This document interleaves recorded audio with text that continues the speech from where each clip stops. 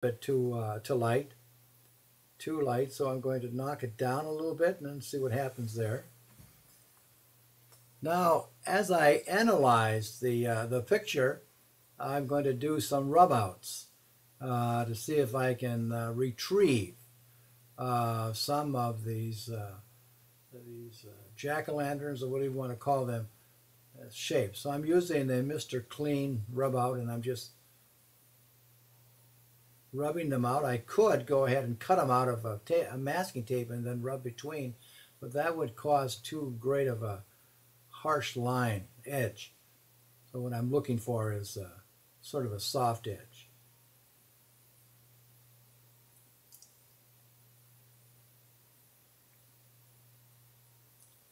Now that I got those rubbed out, and rubbed out the cup. I didn't like the base of the cup, so I wanted to rub that out too. You see, so we're doing some elimination here, and then we're going to put some things back. Now, adjustments, masking tape stencil. I put 3-inch masking tape over the vase, draw with a pencil on the shape of that vase, and then using a X-Acto knife, you start to cut that out. You don't press real hard, because you're only going through the tape. Not, you'll score the watercolor paper, but if you press too hard, you're going to cut right through the watercolor paper.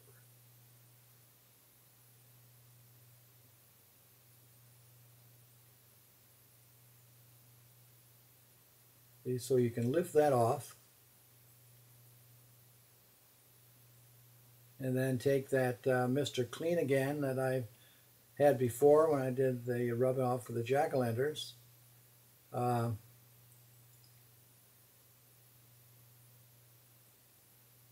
rub that off and get a better looking edge.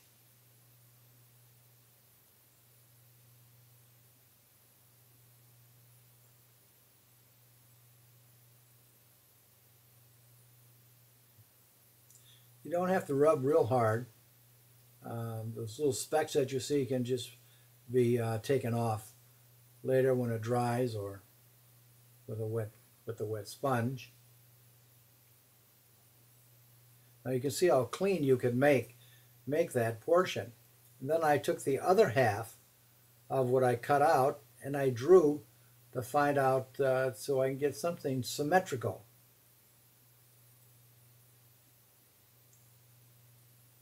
So I just drew that in so you can see where that goes. And then you put another piece of masking tape on top of it.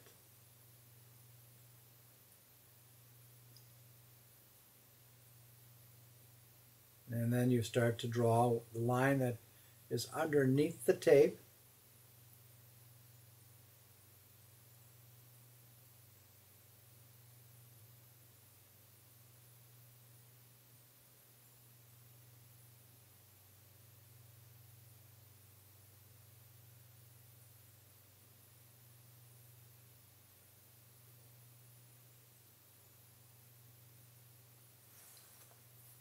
And then rubbing it as I did before with the Mr. Clean.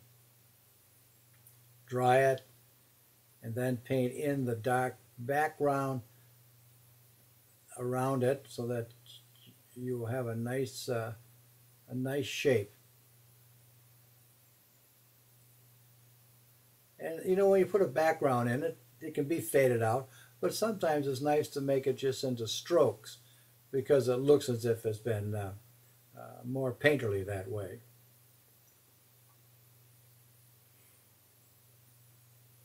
Okay, now I'm going to put in some more intense color. Really a lot of blue. Ultramarine blue, almost 50%.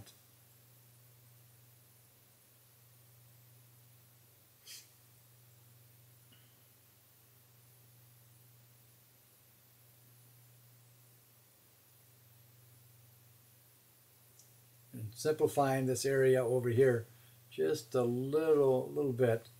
You'll see some of it coming through, but not a lot. You know, you just got to take those chances of putting color on top of color. I'm not taking too much of a chance because I'm putting it on blue on top of kind of like a purple. If I put it over an orange, then I would have a gray color and possibly mud. But I'm making this blue really intense.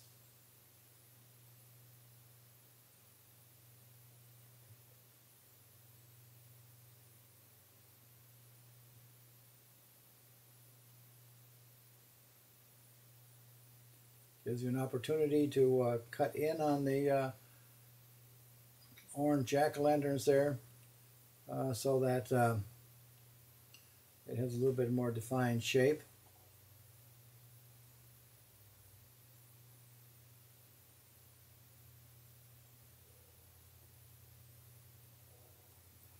And I thought then the bag should come up to the same intensity as that blue that I just put in. So I thought, okay, I'll go ahead and I'll paint that a solid cadmium red. And this bottom part here, I decided that I'm going to go and glaze with a green, a Windsor green, on top of all of this, just so I can get a little bit of a variation of color. Glazing, I think it's something that's overmissed. Now, here I'm concentrating very carefully on the shape of these lanterns, so I can do a little better job. And if you notice, I put yellow inside of the white before I'm doing this, so that there's a sharp edge that I'm creating.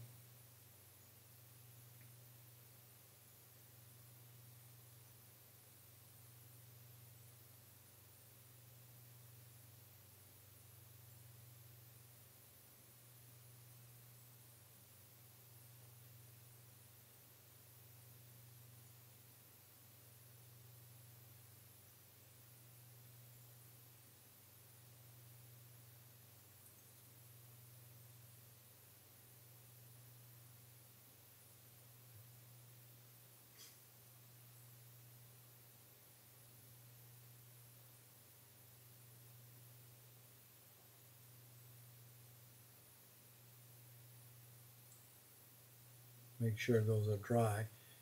And then I want some really bright oranges to go on top of them. And then also taking a damp brush and sort of blending them in as I put them on there.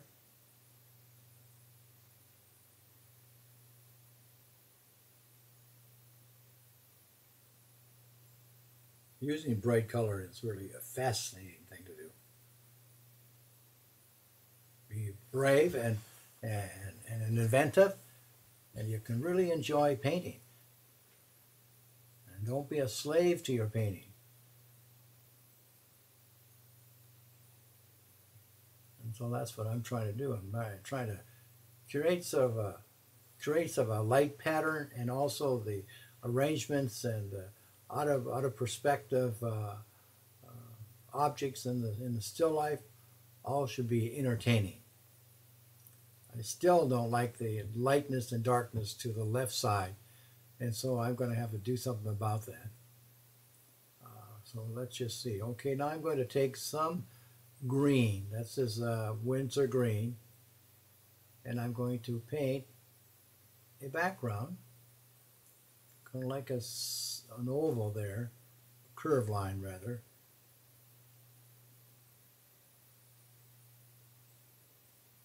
There's a glaze.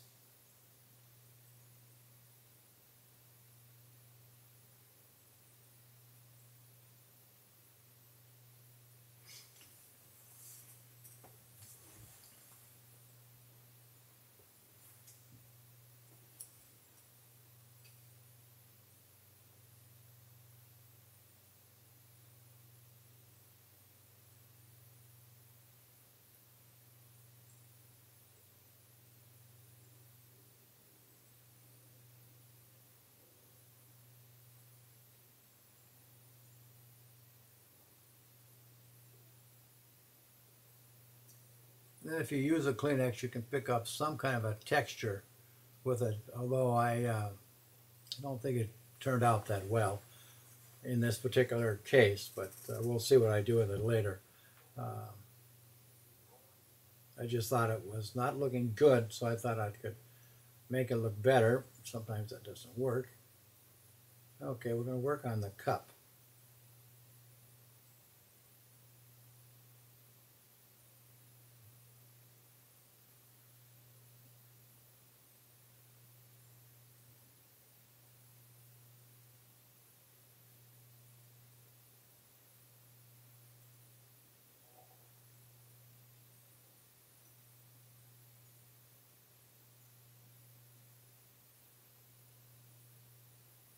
There's a design that I'm making up on the plate just for pattern.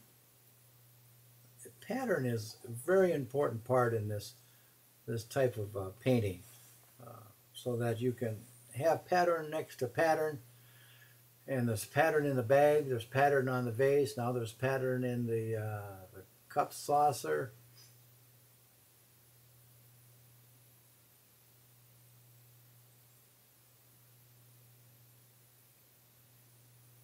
Now I'm going to put a pattern over to the side over here with blue. That makes it look kind of neat.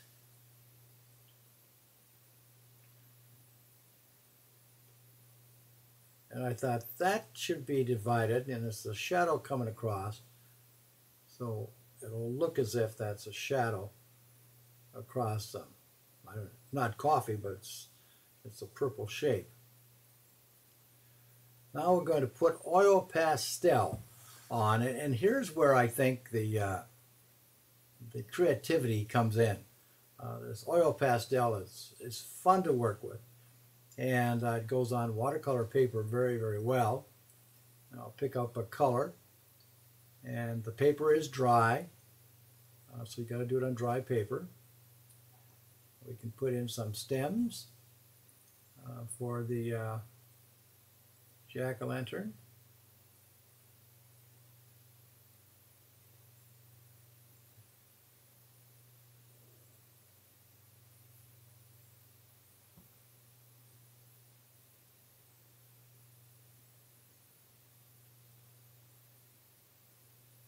Makes kind of a bright color.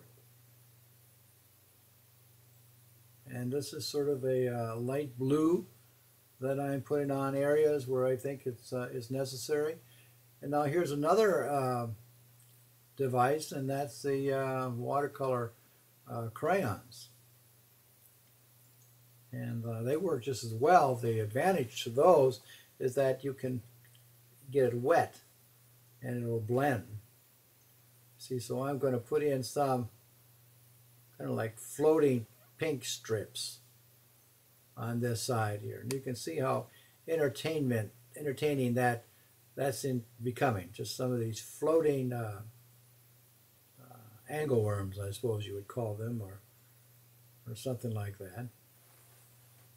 And you can see the effect of the pastel crayon, and also the the watercolor crayon. And this is what it looks like at this point of where I thought possibly I might be done. But I'm not. It's always good to put it in a vase to see, a frame rather, to see where you are. And so I'm going to do this now again. And see where I can begin.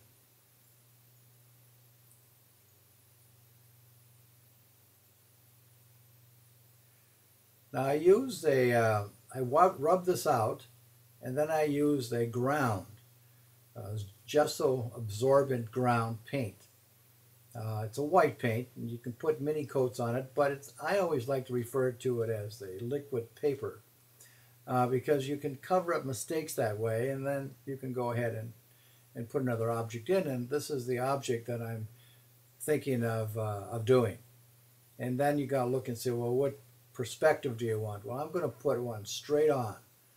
I'm not going to have it looking down at it. or up at it, but it's going to go straight on.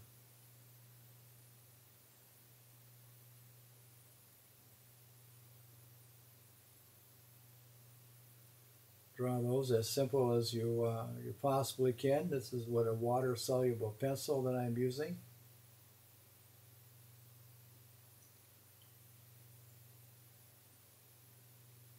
Then we've got the candle.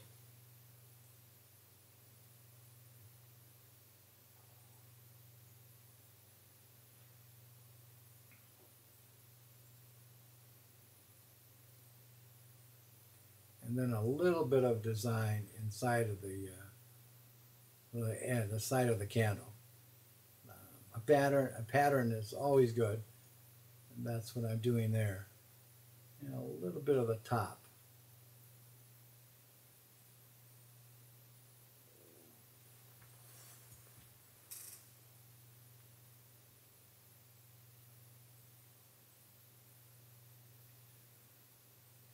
Okay, now all we have to do is paint around it first and do the negative space painting. We're going to dry it so it's perfectly dry, bone dry, and then we're going to paint it. You're going to be surprised to see how you can cover things up.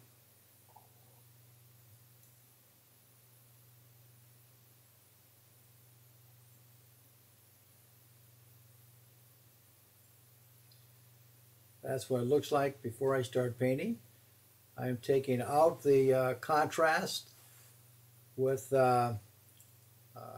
Windsor blue, a little bit of cobalt in it, and I know that's a real good combination for a bright color. Look how that contrasts with my orange.